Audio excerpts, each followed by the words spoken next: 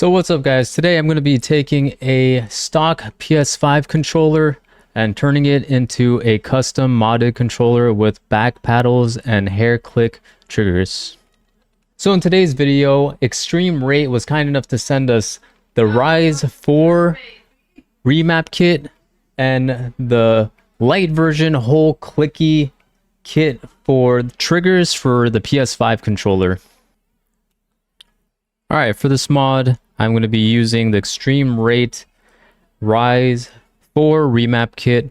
This is going to be the clicky trigger kit, and I have a stock PS5 controller. And for tools, I'm going to be utilizing just a regular screwdriver kit. You can find this at your local dollar store, Dollar Tree, Daiso. I might have picked this one up at Daiso if you guys have one of those nearby. Awesome store. And just a pair of scissors. And other than that, it should be pretty self-explanatory. So we're going to go ahead and open up the kits. So I believe on Amazon, it's currently sold for $44.99. I don't know if you guys could see that. I did request the BDM030 kit, depending on the type of controller you have. If I can, I'll show you how you could check for certain which kit you have. There are some tricks you could do utilizing, the model number, this other smaller model number right here, but I'm going to show you a foolproof way of knowing what version PS5 controller you have. And if you guys find an easier way than the method I show here in this video, be sure you leave it down in the comments below. So since we already have the clicky trigger and pad kit already open here, we're going to go ahead and start with this. First things first, you're going to want to disassemble or open up your PlayStation 5 controller. They do come with some pry bars and some toolkits that you could utilize from the pack, but I personally found it way easier to just find the smallest screwdriver from this kit that I mentioned earlier, which is, I think, according to this, is a 1.4 millimeter flathead. I like to just take this flathead and stick it in right here. It's thin enough where it could fit, so you're not messing around with the pry bar. Just go ahead and pop this bottom part off first, just like so. Go ahead and repeat it on the opposite side.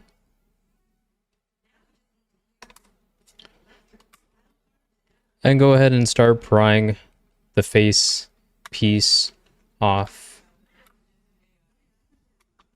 If you need a little more prying here, you could use your nails right there in this corner, or you could use the same tool that I mentioned above. Just go ahead and pry that off.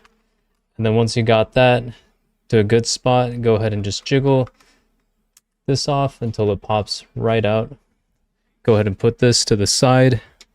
I'm going to go ahead and grab this one. Is a number 0 from this kit. A number 0 Phillips screwdriver.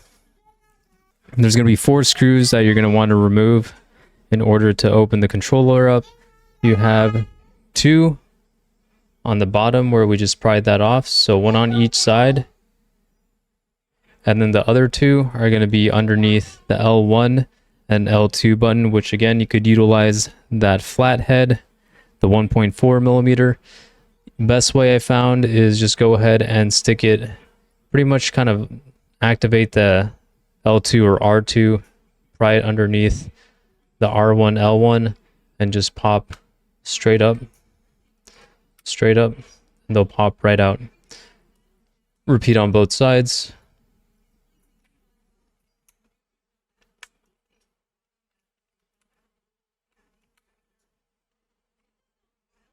And you're going to see the other 2 Phillips screws right here and right there that you need to remove. So go ahead and start removing all 4 of those.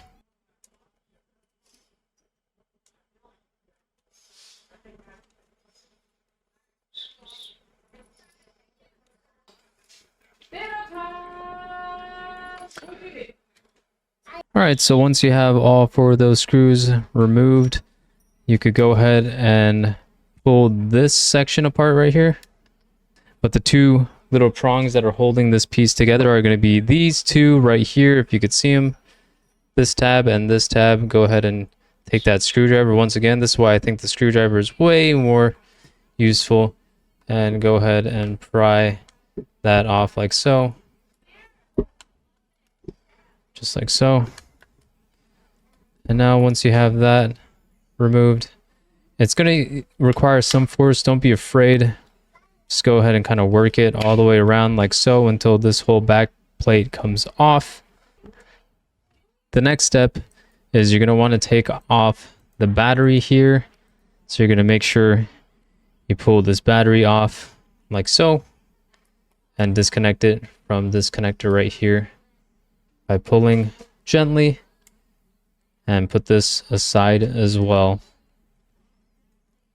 Also, what you're going to want to do is you're going to want to make sure you take this little piece off. It's literally just a little ribbon cable with a sensor control thing tucked underneath here. Just go ahead and either pop it off with your hand, or best way, probably just pop it off with your hand just like so. So it's free. Next step is you're going to want to unscrew these three screws right here.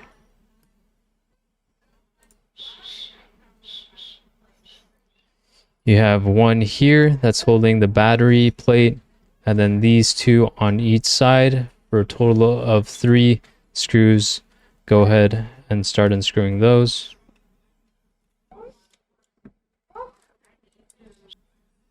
Unscrewed, you're going to go ahead and undo a couple ribbon cables. The first one is going to be this bottom thin one right here. Go ahead and pull that out. Just gently straight up, just like so. And then you're going to have one on this side right here. Just like so. Go ahead and pull that straight up. You're going to have one on the opposite side right here on the left side. Go ahead and pull that straight out. Last but not least, on the top right here, you're going to have a ribbon cable attached right there to the motherboard. You're going to go ahead and pull that one straight out if you can, just like so. Next, when you have that all complete, you're going to go ahead and just pull this whole piece out. You might need to push it from like the bottom using the joysticks. I sometimes like doing that, just pushing through this, and then it kind of lifts it up, as you can see from this angle. Push it from the bottom and it'll lift up like so, and the whole thing should come out just like so. Just be aware that this ribbon cable right here is going through this whole piece, so you have to kind of just make sure it feeds through itself like so. Go ahead and set this component to the side. And now we're going to be removing the membrane buttons and installing new rubber pads on to the buttons. Is you're just going to go ahead and peel this whole thing off. I'm going to put that away and go ahead and peel this other side off and put this one away as well. From the kit, you're going to go ahead and find this bag here. It's full of clear membrane buttons. Go ahead and open this up. And we're going to pour out the smaller pieces, which kind of perfectly fall out. You're going to want these pieces right here. These pieces are going to go on the left side buttons here. So you could pull them out one at a time if you like. And go ahead and put the buttons in there like so. So go ahead and repeat that for all 4 buttons. For the right side, you're just going to go ahead and find the D-pad here. Now with this, you're going to want to make sure you line this up. Make sure you line up the little lines with the controller pieces like so. So once that's complete, we could go back to our board portion here. We're going to want to remove all 3. Once that's complete, we could set this aside and move over back to this controllers portion of it. We're going to have 3 screws on each side that you're going to want to remove. So go ahead and remove those.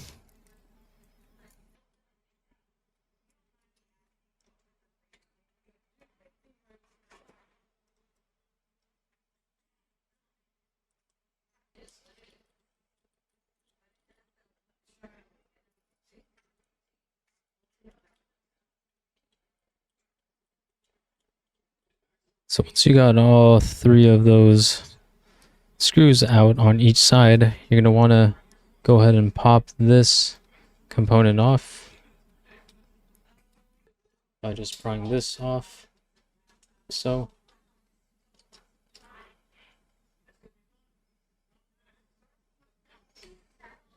taking out this little piece right here.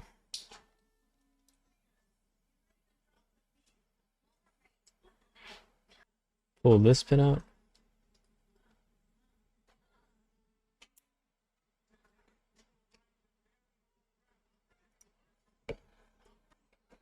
Taking this piece off.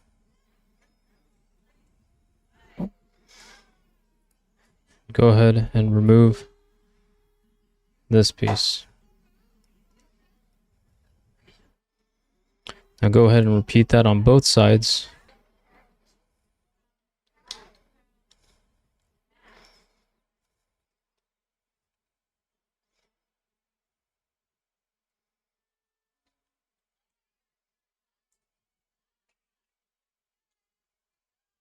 After you have all those pieces removed, you should be able to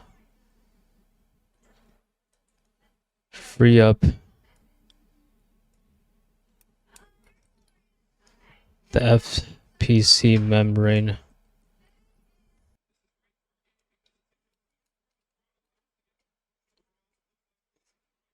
You can go ahead and gently remove this.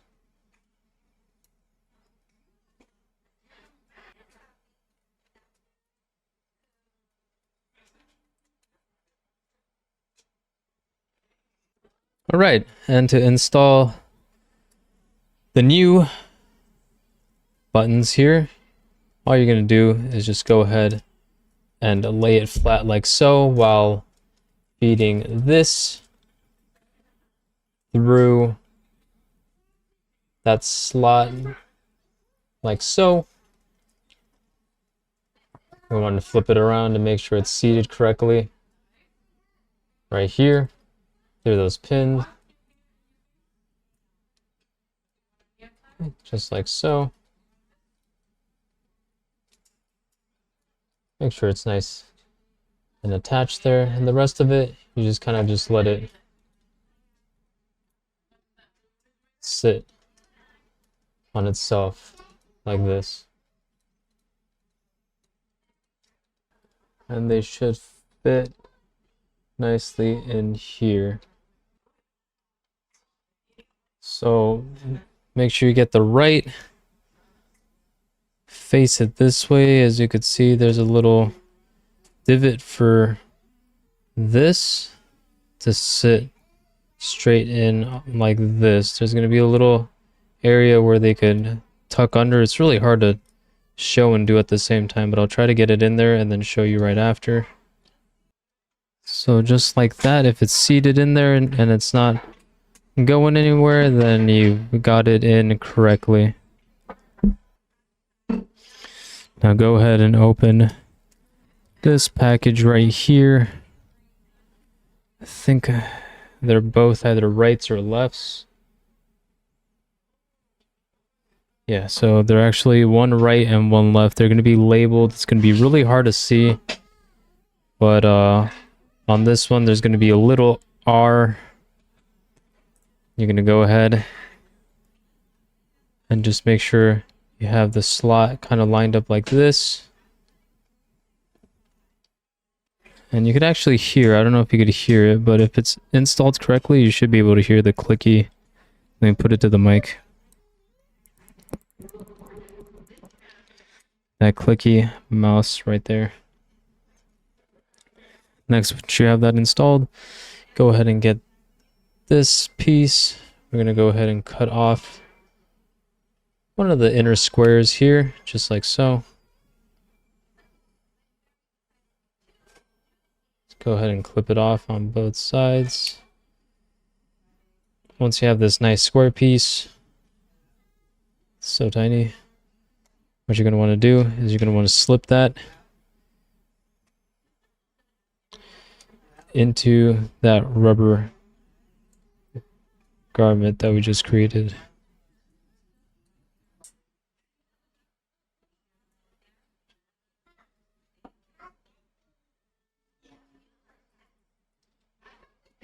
All right, once that's complete, we're going to go ahead and reassemble this back together. First off, go ahead and get your right trigger. It's going to hook from the back and then into the slot like so. Go ahead and get your pin. Just like so.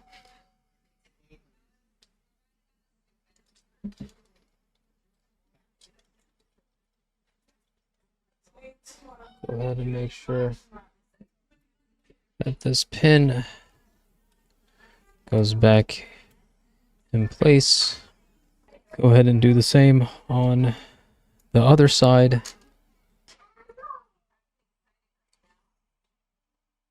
And that's pretty much it for the buttons. Now we're going to try to go ahead and integrate the Remap kit into the same build tutorial, which I've never done before, so bear with me. We're going to go ahead and just make sure we replace all the screws necessary on this portion, which is going to be the 2 screws. Is going to be one on this side. I don't know if you could see. One in this corner right here that we're going to do. 1 screw there, 1 screw there. So there's going to be 2 screws going back on each side. So I'll go ahead and screw those back in and then show you what it looks like.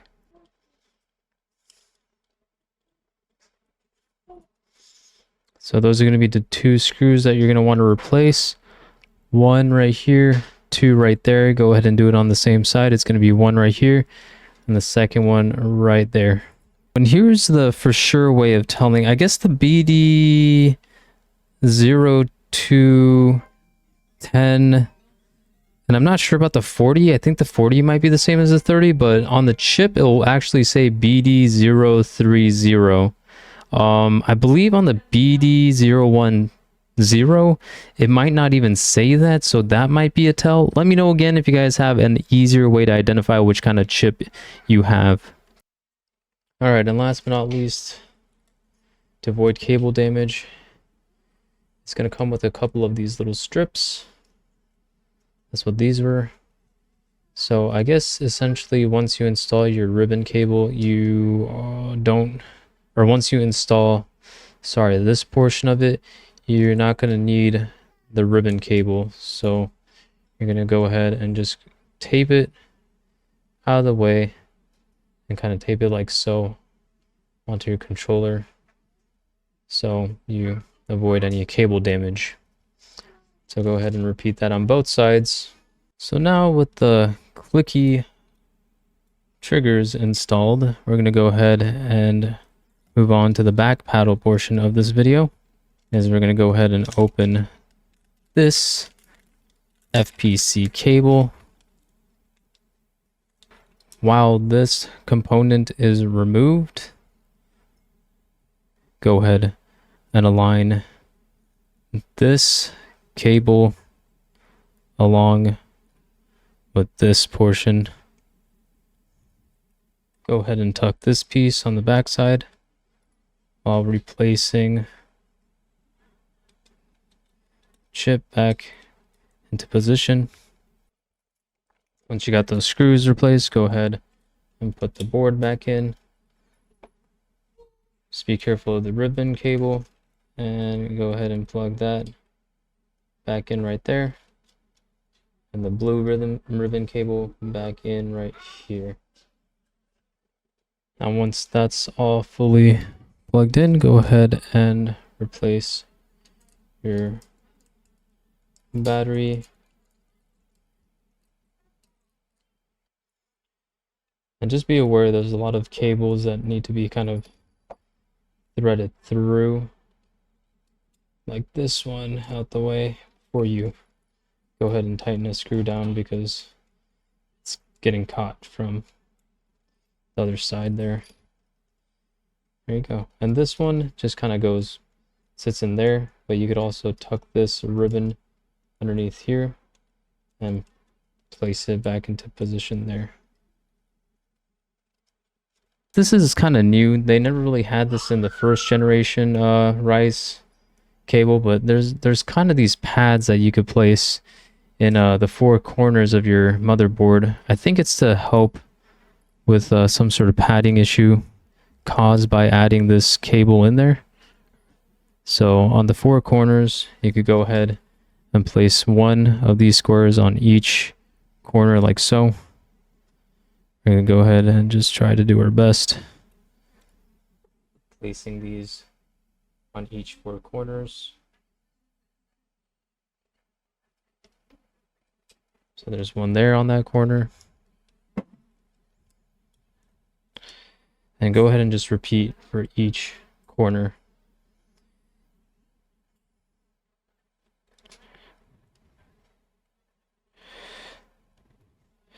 I think it does help with, I guess, some spacing issue in the battery tray to make it a little more snug, which is a nice attention to detail that a aftermarket mod kit has included.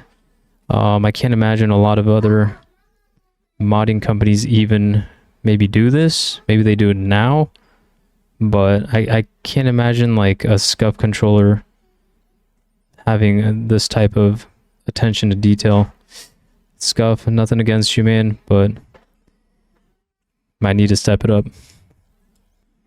So once you got those pads in, it looks like you're going to go ahead and replace the battery. And to do that, just go ahead and plug in the battery like so.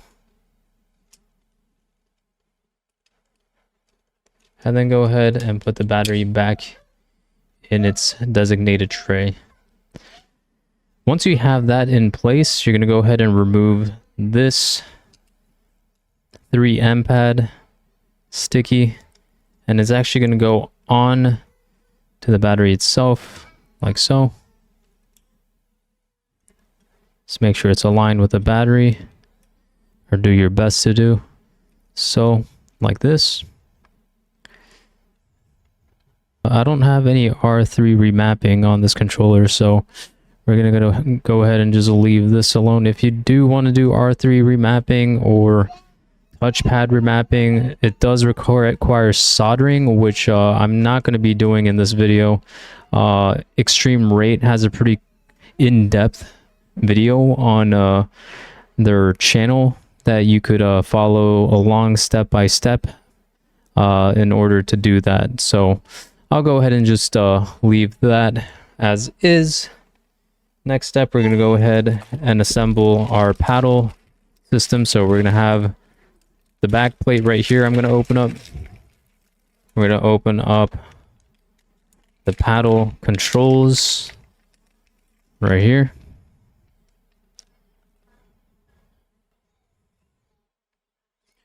And then the paddles themselves. So we have two fins just like this, one for left and one for right. The metal rods are going to be located in the tool kit right here that came with the pry bar and the included screwdriver, so don't forget to locate that bag. For me, it's something I don't use, so it was very easy to just put aside and probably forget and lose, but that's where these rods that you're going to need for your back paddles are located. You're going to go ahead and push these rods into the fin. On the back side of the fin, you're gonna see a little hole. They did mention about like if you need there might be some paint residual if you need to try to clear that opening with whatever tool you got. For me, it is a little difficult, so there might be some of that. Yep, I got a little bit of paint right there on my fingertip. But again, this attention to detail is pretty impressive to me. A company that actually already knows some of the issues you might run into while installing, and letting you guys know and giving you guys tips on how to actually find a solution in order to have a smoother install than having to figure it out yourself is something, you know, something like a customer service wise you go above and beyond. So as a company, I can't say anything more highly of a third-party modding, you know, controller mod company that puts time and effort into this. So eXtremeRate, you guys are doing good on that. Thumbs up. All right, so moving on, we went ahead and put our bars into the two fins. And next, we're going to go ahead and get this back piece.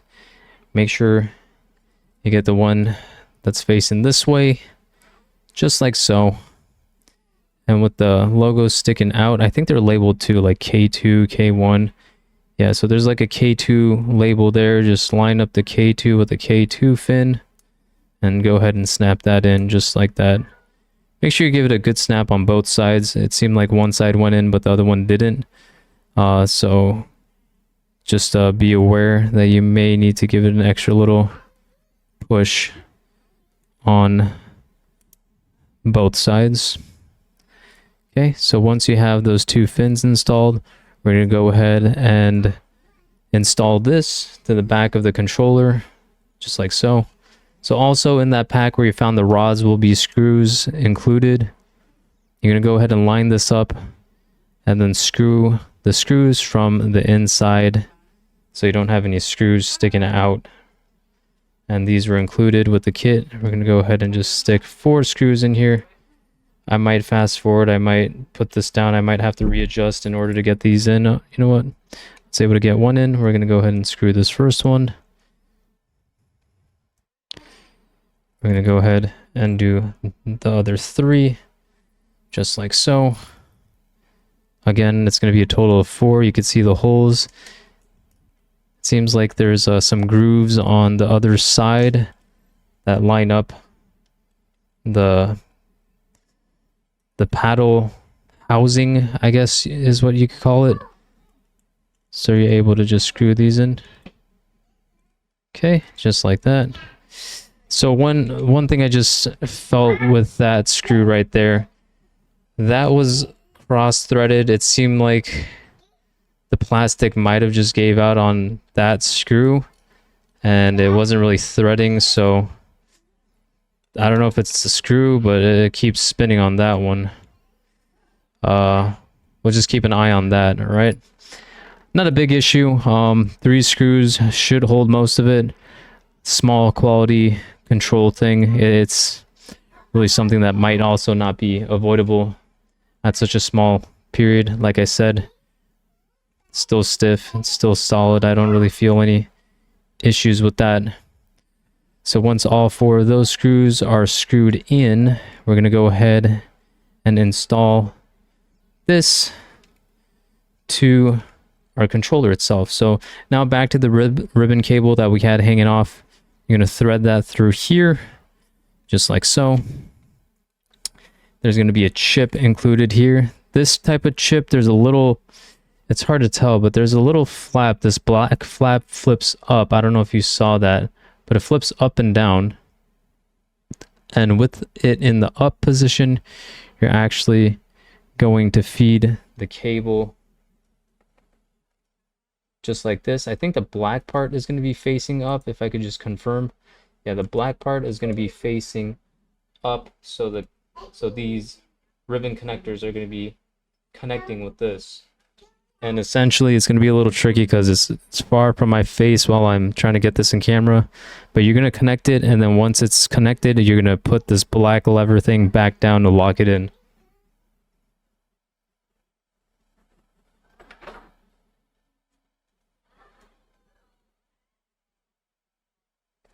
Okay, so I went ahead and did that. To confirm that it is in, you shove it in when it's in the up position, lock it down, give it a little pull. Not too hard because it probably will pull out if you do it too hard. But give it a little pull. If it doesn't come out, then you've correctly installed it. Now, what we're going to do here is we're going to go ahead and make sure that these buttons are facing down just like this. The blue buttons should be facing up.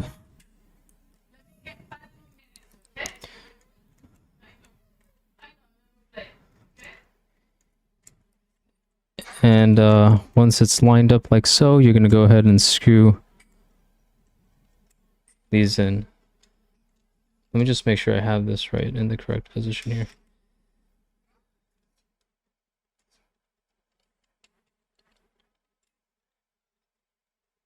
Oh, there we go. So it seems like the way to get this thing in, there's a little lip that you kind of got to get it under like this. And then there'll be little holes to line it up. Once that's all lined up, you could actually put it in place. And there's going to be, again, 2 screws that you're going to want to screw these in. Let me see. It comes with smaller screws. Let me just make sure that it's going to be the smaller screws, not the bigger screws here. Yeah, it looks like it's going to be the smaller screws included with the kit. So essentially the smallest screw with the kit. We're going to go ahead and screw these 2 screws. Hopefully the screwdriver is small enough. If it's not, you know what, we'll go ahead and use the screwdriver included with the kit. Looks like this one's way smaller. And oh my god, if you guys didn't know, this kit actually comes with a screwdriver set that is magnetized, which is, oh my god, another small little detail, another small attention to detail from this company that is kind of a big deal. You don't really expect to get magnetized screwdriver from... Oh, and look what just happened. As I was installing, the ribbon cable just yoinked out, so that's just a good example that our ribbon cable was not in place. So we're going to go ahead and unscrew this again. I'm going to go ahead and pop this out. We're going to have to thread the ribbon cable back in.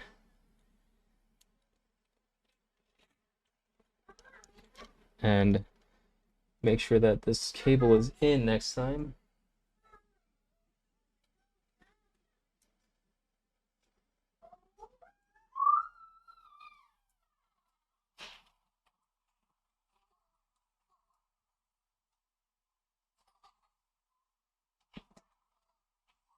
So this time we're going to avoid doing the yoinking technique here. I think it was when I was trying to get this piece in, I kind of pulled it a little too hard. So cable's back in. We're going to go ahead and try to screw this piece with the small screws. Not going to lie, so this part is a little tedious, especially trying to record a video with it. Probably wouldn't be as bad if I wasn't trying to record this video at the same time, but the screws are so tiny.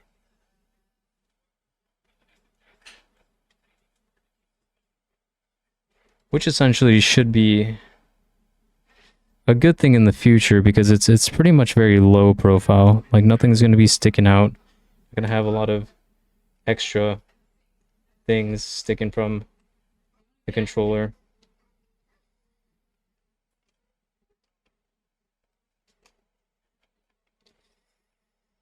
I personally don't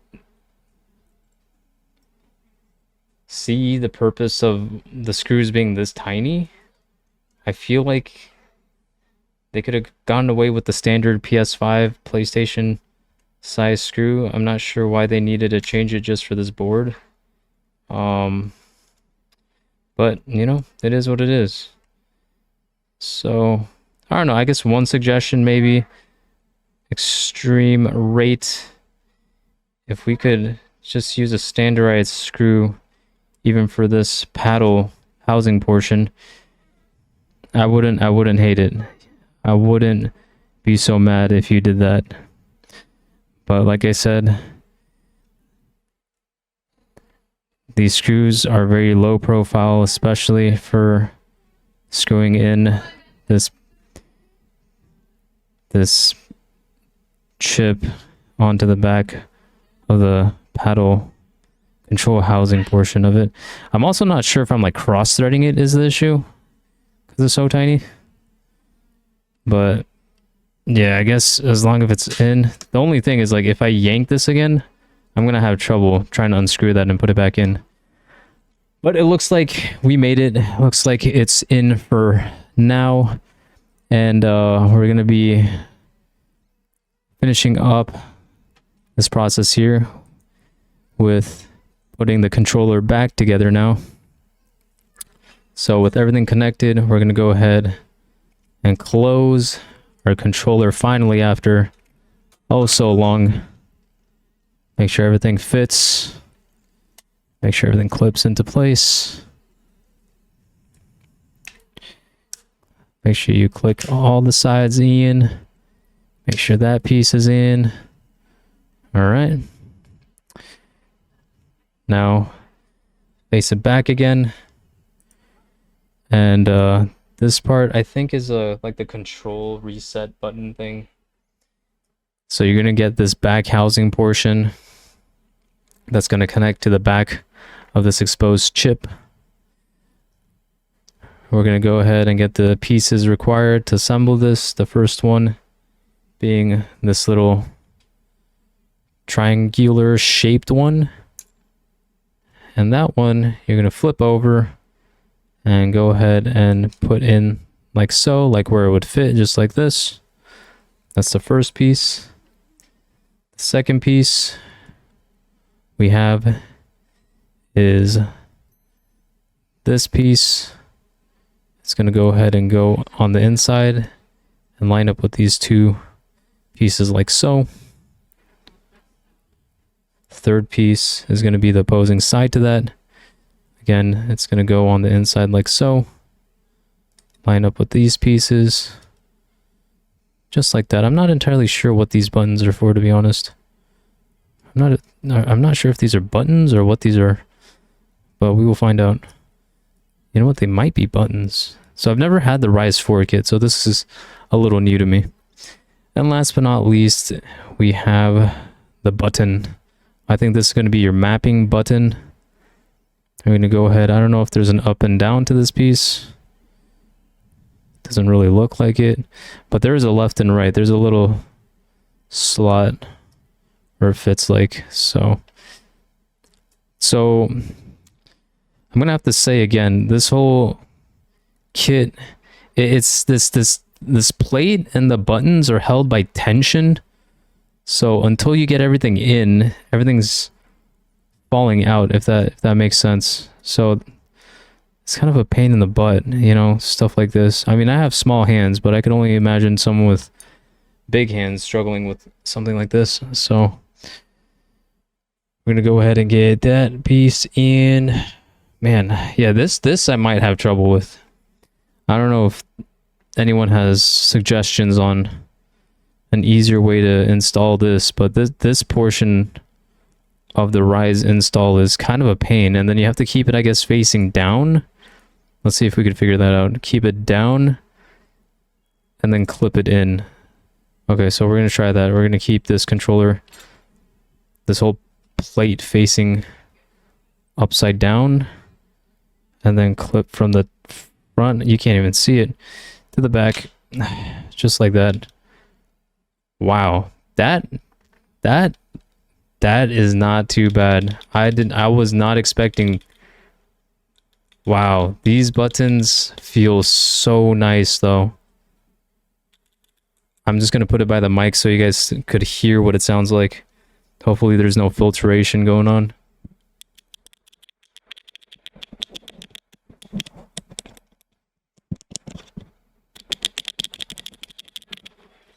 Yeah, those are the paddles. So, all right, once that's done, we're going to go ahead and close this back up. Again, to close the controller, you have, ooh, let's not forget, I almost forgot. There's going to be 2 screws up here, one on each side. Get your R1, R2 back in, L1, R1. You also have the faceplate. A lot of people tend to forget this. I usually do. So let's go ahead and put that back in first. Oh, you know what? The faceplate goes in last. See, I could never get this right. All right, so we're going to go ahead and put the screws on the bottom first. You got 2 screws, one here, one there. Okay, and then you're going to have one underneath the L1, R1 right here. There's one right there where you can see, and one right here. I'm going to go ahead and replace those screws.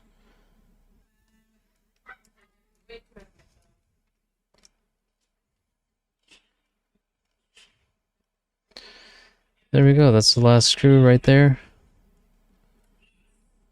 All right. Once that screws in, go ahead and replace the faceplate. Just like I mentioned earlier, we're going to go ahead and use this one because the other one has a scratch on it. So make sure when you put it in, stick this in first. Don't put the whole thing on or else you're going to be left with this sticking out. Stick this side in first. Start working your way from top to bottom. Just work it little by little. Work it little by little. Make sure everything clicked in. Last but not least, you got your L1, R1. R1 on this side. Let's go ahead and line it up. Press in. L1. Line up with this side. And go ahead and press it in. And there we go. That's the build of the controller. I think we're going to go ahead and talk about remapping in just 1 second. So remapping is actually way simpler than I thought it'd be. You're just going to go ahead and hold down this button for 3 seconds until the light turns on. It's very faint, but then you're going to go ahead and hold down whatever buttons you want to map. And let's say the X jump control with K1, you just hold that down at the same time. And then it'll flash 3 times and it'll mean it's remapped. And if you want to cancel remapping, just hold this home button again. And then that light will disappear. And essentially your controller is all ready to go. It might be a little hard to hear, but everything essentially sounds like the click of a mouse, like the click of this right here. It's really, it actually feels really nice in game as well. And I'm guessing it has better, I'm not going to say input. I don't think it changes your input latency, but I guess from going from like a, you know, your old school button feel to a clicky feel, it's going to feel faster. I can't say engine, you know, like actual response time is going to be faster, but it, you know, it's going to feel faster, which is nice. All right, so that's going to be the end of this video. I hope you guys enjoyed. Overall, I love the eXtremeRate kit. As you can see, the build took me a minute to get going, but once you've done it, it's really easy. The quality control, I think, is like 8 or 9 out of 10. They really think about their users and their customers. They get back to you very quick. And I overall think it's such a better trade-off getting a $44 kit versus spending $199, close to $200 plus on some of these modded controllers. So if you guys think this is a great option, let me know down below in the comments which you guys prefer. And I hope you guys enjoy the video, and we'll see you guys on the next one. Peace.